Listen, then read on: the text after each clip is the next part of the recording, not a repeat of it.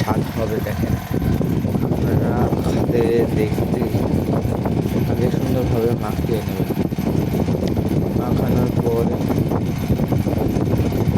আলু রাখবেন, ছেনে নেবেন, ছেনে নেওয়ার পর আবার মাখাবেন।